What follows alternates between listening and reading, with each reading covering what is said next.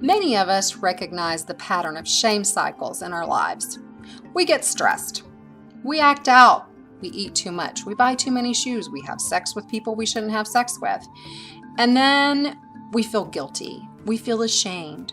We did a bad thing. We're bad people.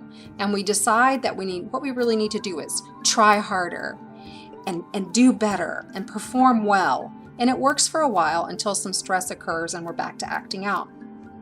Over time, some of us can get so stuck in shame cycles that we don't need outside stress, and the shame itself is enough to keep the cycle running. The first type of shame cycle I would call a try hard cycle. And our belief here is that if we just try harder, we'll finally be good people. And then the second type of cycle is a give up cycle. I'm a bad person. There's no hope for me, so why bother? When we recognize patterns like this in ourselves, what can we do? Well, I think it's really worth noting that when we are in the throes of either acting out or trying hard, our adrenal system is on a high. We're feeling good from our acting out or our trying hard, and we're not likely to listen to ourselves or to anybody else about the wisdom of our choices at this point. We've kind of flipped our lids and our thinking brain has gone offline, and we're just behaving in ways that work in the moment. And we act out and we try hard because it works. It actually does work. There are 2 points in the cycle where we're chemically more likely to be open to change: the stress point and the shame point. Ironically, when we feel the worst, that's when we're open to new input, and those are the opportunity points for change. Now, I think it would be great if we could all interrupt our shame cycles at the initial point of stress. Unfortunately, there's a lot of societal pressure to ignore our stress and act out. Buy something, eat something, have sex, work harder. All of these messages from various points in society ask us to ignore ourselves and what we know about ourselves in order to serve something else, like capitalism, porn culture, purity culture, or religious culture. We have to be willing to disappoint other people, sometimes very important people, in order to be healthy for ourselves.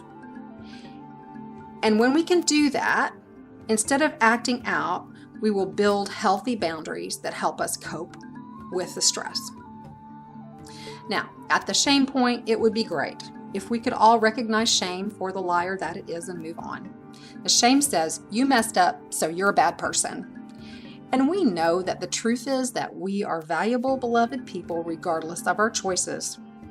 And if we could live up to the truth of our value, we would all be home free. However, culture in general, and also our religious cultures in particular, see shame as a useful tool for producing desirable behavior. And it's true that shame can, for a while, motivate us to higher performance out of a fear of being shamed again. The problem is, we all know this, that shame doesn't work long term. Also, it tends to drive problematic behaviors underground where they can't be seen, so nobody can shame us again.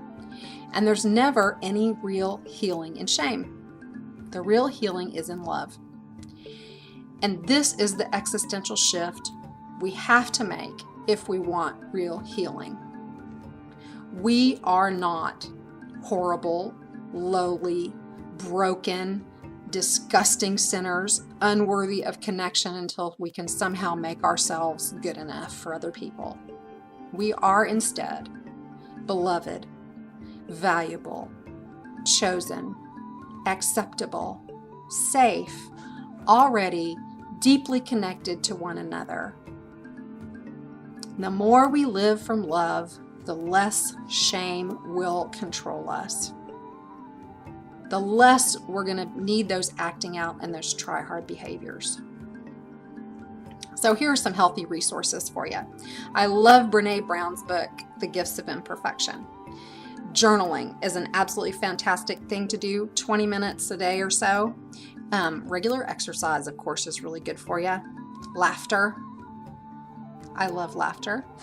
Contemplative prayer gives us a lot of practice in just turning back to love over and over again. Meditation, same thing. Yoga, absolutely fantastic for dealing with stress on a regular daily basis. Therapy if you need to talk to somebody.